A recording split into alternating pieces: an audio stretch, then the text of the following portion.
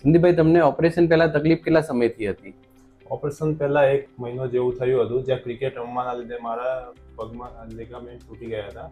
તો એના પછી મેં ડૉક્ટર સાથે વાતચીત કરી અને એમને કીધું કે એમાં ઓપરેશન કરાવવું પડશે. તો જે 1 મહિનાનો સમયગાળો હતો એમાં મને બહુ તકલીફ પડતી હતી. પગ ટ્વિસ્ટ થતો હતો તો એમાં દુખાવો ને એવું થયા કરતું હતું. પણ ઓપરેશન પછી મને અત્યારે ખૂબ સરસ છે, સારું લાગે છે. અત્યારે ચાલવામાં કોઈ તકલીફ પડે છે? ના, અત્યારે કોઈ તકલીફ નથી. અત્યારે એક્ટિવા ચલાવું છું, બાઇક ચલાવું છું, કોઈ તકલીફ પડતી નથી.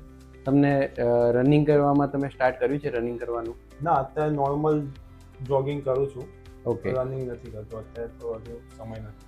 ચાલતી વખતે તમને બેલ્ટ પહેરવાનું જરૂર લાગે છે? ના, અત્યારે કોઈ જરૂર પડતી નથી મને. અને સીડી ચડ ઉતર કરતી વખતે કેટલી તકલીફ રહે છે? એમાં અત્યારે હું ધીમે ધીમે ચડું છું, પણ એમાં કોઈ તકલીફ પડતી નથી મને. ઓકે. જે લોકોને ઢીંચણમાં એસીએલ લિગામેન્ટની તકલીફ હોય તો એ લોકોને તમે શું સલાહ આપવા માંગશો?